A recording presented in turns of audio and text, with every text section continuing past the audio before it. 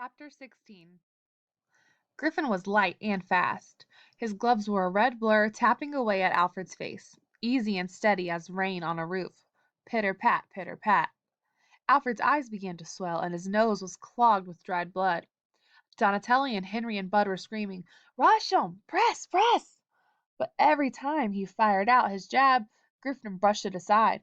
By the end of the first round, his face felt as if it had been stung by 100 bees. "Attack! Attack! 2 hands!" said Donatelli in his ear, and Bud slapped an ice bag against his face. Henry kneaded the muscles of his back. "Go after him, Alfred!" He tried to explain it to the ice bag about the red blur and Griffin's speed, but the bell rang. It started again. Pitter pat, pitter pat, and somebody in the crowd was laughing. He swung wildly, a foot over Griffin's head, and the red blur was back, tapping away at his chin, his eyes, his mouth, his nose. He tried to remember his combinations. Left, left, cross, hook. But Griffin's skinny arms knocked his punches away, and then the blur again, pitter pat, until he was sure that Griffin had 3, maybe 5 hands at work, all needles and pins stabbing at the bee bites. The bell rang. "This is it," said Henry, tilting the water bottle. "Go for the KO. Only chance to win. Knock his head off." Pitter pat, not quite so fast now. There were only 2 red gloves, and sometimes he could see them before they tapped against his face. Griffin was breathing hard. He's tired, Alfred thought. Tired from hitting me so much. One red glove grazed his ear, the first time Griffin missed him all night. "Rush 'em! Rush 'em!" they screamed from the corner.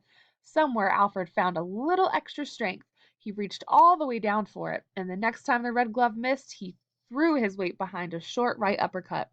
Griffin stopped cold, a pink blotch on his chest. Alfred swung the hook, everything behind the hook. It slammed into Griffin's jaw. Thunk! Pain shot up Alfred's wrist and exploded in his shoulder. Griffin went down and flopped over like a rag doll. Griffin twitched once, then lay very still on the canvas. 9, 10, winner by knockout! Bud and Donatelli were holding his arms and Henry was hugging him, but he felt alone and sick. He swallowed back the bitter taste, broke free, and ran across the ring. "Where are you going?" asked the referee, blocking him. "Want to see him." "Later, next bout's coming right in." "Now," said Alfred, dodging around the referee. Griffin was being pulled to his feet. "You okay?" "Huh? I'm sorry I hit you so." "Forget it, kid," said one of Griffin's handlers. "Lucky punch." "Come on, Alfred." Donatelli's fingers were on his arm, pulling him back across the ring. Alfred kept looking over his shoulder as they slapped Griffin awake and helped him down the ring steps. All the way up the aisle, people stood up and shook their fists and tugged at his rope and cheered. He kept his eyes straight ahead and his mouth tightly closed. He was afraid he might throw up. "Let's look at those eyes," said Donatelli, pushing him down on a dressing room bench. "Just swollen," said Bud, pressing the ice bag against them. "No damage." "Beautiful hook," said Henry. "Was that ever a beautiful hook?" "He'd just lay there," said Alfred. "That's part of it," said Donatelli. "Like a dead man." "It's happened, Alfred." Bud took the ice bag away and looked at Donatelli. They stared at each other for a long time before Bud shook his head and Donatelli shrugged. The sound of the hook against Griffin's jaw, the dull, meaty thunk, echoed in his mind all the way home in Spoon's car. He heard it in the kitchen, trying to sleep, trying not to see the rag doll flop endlessly to the canvas. He didn't sleep. He left the apartment early, before Aunt Pearl woke up. He didn't want to talk about it over breakfast. He walked through the park, careful to avoid the 2 policemen. But there was no way to avoid Lou Epstein when he finally went to work. 2 wins in a row, Alfred. Yeah. You don't look so good. You want the day off?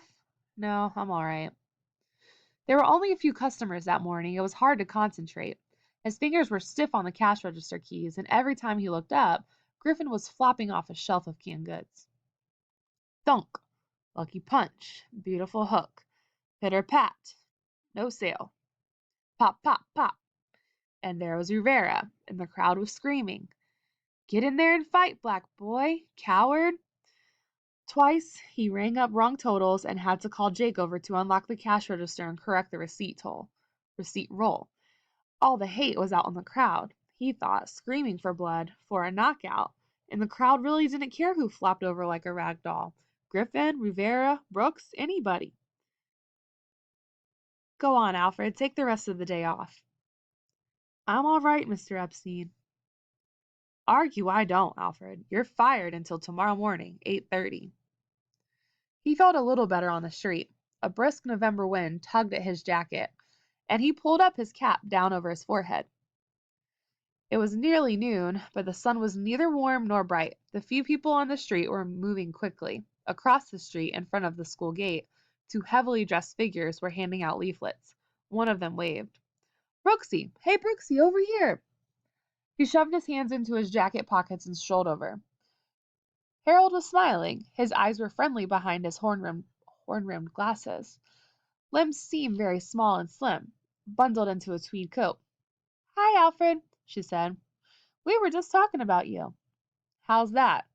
She handed him a leaflet. Harold was saying how much he'd like to get you involved in our new recreation program. That's right, said Harold. The kids would really look up to a boxer.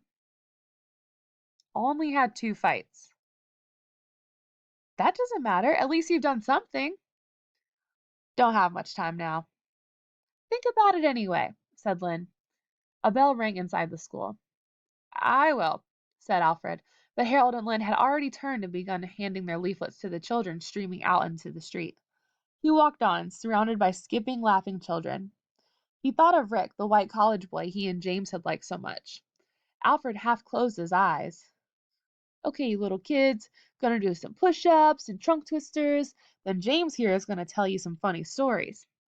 But James was trembling in the clubroom corner, ripping open his heroin bag. And the crowd was screaming for him to kill Rivera, and Griffin was flopping over like a rag doll. It was too early to go up to the gym, and he didn't feel like watching afternoon television. He dropped Lynn's leaflet into a trash barrel and headed toward 125th Street and a war movie.